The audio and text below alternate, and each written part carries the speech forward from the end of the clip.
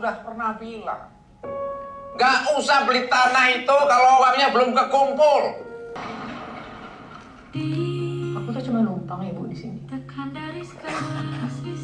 Itu kalau habis makan, nggak ada pikiran itu cuci piring kayak gitu ya Kak? Nanti kalau kakak sama abangmu udah bisa beli rumah, kamu kan bisa pindah lagi. Ya nanti tuh kapan Bu? Guys, pokoknya gue pengen cepet-cepet punya rumah sendiri.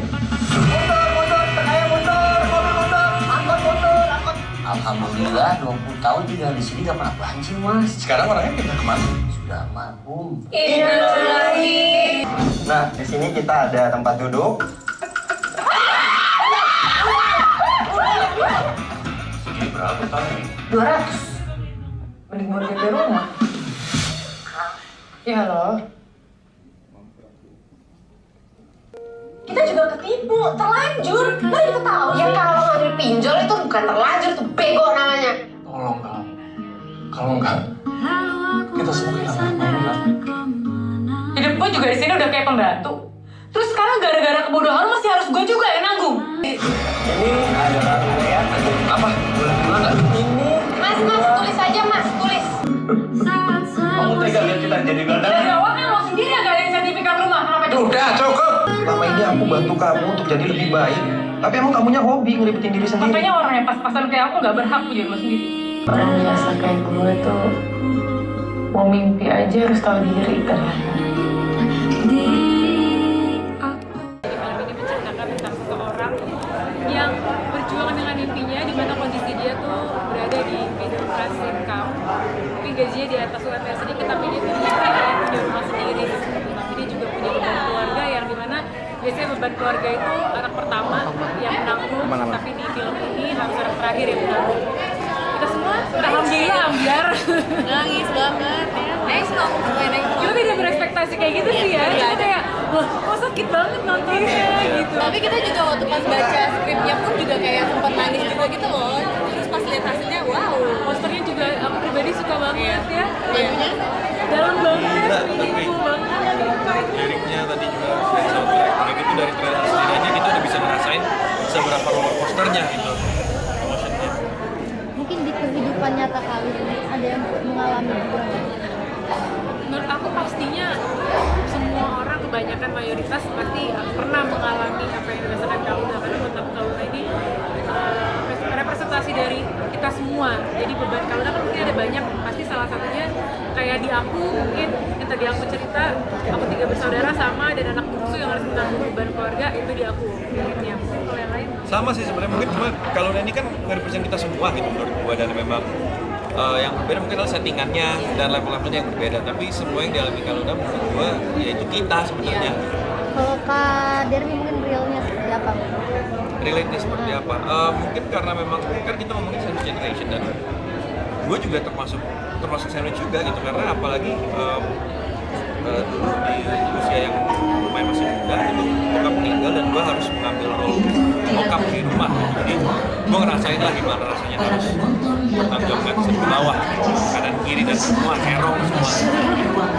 Oke, kalau saya sih yang pasti emang ya semua yang Kaluna ini pasti ngerasain gue di Kaluna ya. Tapi kalau aku pribadi memang yang pastinya aku punya anak-anak, aku masih ingin memenuhi kebutuhan mereka dan memang 2 tahun sebagai suami ibu tapi juga mau berbakti sama orang tua. Jadi mungkin ya itu versi sandwich generation versi aku ya. kalau aku juga sama ya, aku juga adalah sandwich generation juga. Kedua orang tua aku udah kan dulu udah divorce, jadi kayak mau nggak mau juga tanggung jawab mamaku, adikku tuh udah semuanya ke aku, dan aku juga udah berkeluarga tapi tetap harus bertanggung sama keluarga juga. Jadi ya sama sih kurang lebih, tapi mungkin levelnya tidak seberat Kaluna, cuman aku juga merasakan apa yang dirasain Kaluna. Kalau aku mungkin lebih ngerasanya dinamika keluarganya gitu. Kita kan keluarga banyak masalah gitu. Kadang ada yang di anak masin, ada yang enggak, dan itu kerasa banget. Mungkin aku sebagai kakak kadang sering ngerasa di anak masin gitu. Jadi kayak pas baca skripnya benar-benar ngerasa wah saya jahat banget ya jadi kakak gitu. Jadi ke-reflect. Dia yang privilege berarti. Akbar yang privilege. Iya, Akbar yang privilege ya. Nah itu dari POV yang mungkin privilege-nya juga ngerasa ketampol sih nonton ini. Momen chemistry gimana? Gimana banget chemistry-nya di awal kita sempat ada nonton bareng waktu itu kan nonton bioskop, jadi hari pertama kita reading terus kita ngapain habis ini ya, terus kita nonton bareng gitu bareng masak juga naik MRT, makan bareng, merakyat foto studio kita banyak kita jalan-jalan makan. Sebenarnya itu tidak terlalu susah karena memang kita semua udah saling kenal. Mungkin kayak Rizky sama kita baru kenal apa, tapi mungkin karena memang kita kenalnya udah lama, jadi sebagai untuk sahabatan sebenarnya gampang banget ya, maksudnya memang ya emang klik aja gitu. sini kita dikasih waktu untuk bisa itu membangun chemistry, terus juga membentuk karakternya. Kita punya banyak waktu banget, jadinya alhamdulillah mungkin kita bisa bilang kita melakukan hal yang semaksimal mungkin gitu. Dan juga sempet kayak nanya, biarpun kita nggak tahu nih backgroundnya apa, kita bisa nanya kan, jadi itu sahabatan dari kapan sih gitu, terus kayak gimana sih perjalanannya, biarpun nggak ada di filmnya tapi kita dapat jawabannya, jadi kayak udah ngerti lah ini sahabatannya gimana. Ya deg-degan ya pasti ya, dan plus lah apalagi kalau film sama sinetron mungkin beda kan tanggung jawabnya. Kalau misalnya di film kan kita emang benar-benar harus tanggung jawab dari kita mulai reading segala macam, terus untuk membawakan perannya, apalagi dari novel yang mana semua novelnya juga bestseller, orang juga punya imajinasinya sendiri dengan karakter-karakternya gitu. Lu jangan bikin gue ngeplay. Oh iya, maaf.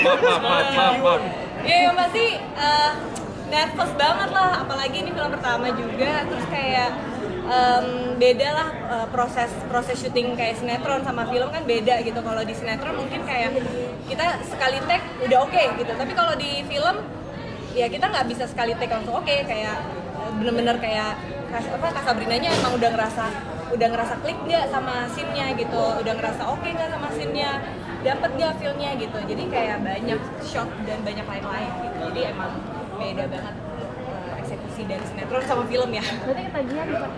Aku tagihan dong. Bilang ke Pokoknya nanti kalau ada cerita-cerita baru ya screen test calling saya ya Pak Produser ya gitu, biar saya ada film-film lagi. Terima kasih. Mungkin pesannya buat semua, buat kaluna-kaluna di luar sana, buat pejuang kehidupan gitu, kayak jangan lupa untuk tetap semangat dan jangan pernah patah semangat dan jangan pernah berhenti bermimpi.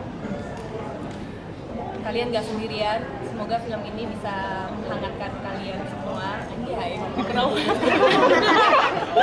Bener juga, gak salah sih. Mikro. Gak salah sih, happy loh tadi. Gue udah bangga loh, gue udah bangga. Dia matahin sendiri sih. Udah, lo lanjutin ah. Capek gue. Ya yang pasti semoga yang nonton semuanya berbekas ya di hatinya, terus juga bisa ngajakin yang lain dan juga ngerasa nggak kalian tuh nggak sendirian, kalian harus semangat terus, dan apa yang sudah kalian capai sekarang tuh jangan bandingin sama orang lain, karena perjuangan kalian udah hebat banget. Terima kasih maksudnya untuk semuanya udah bisa bertahan sejauh ini, terus juga memang kondisi silent generation itu mungkin tidak bisa dihindari, tapi kita harus bisa menjaga diri kita dari situasi yang jadinya toksik. Kita berbakti sama orang tua nggak apa-apa, tapi harus bisa tahu boundariesnya ketika kita nggak sanggup, bila nggak sanggup.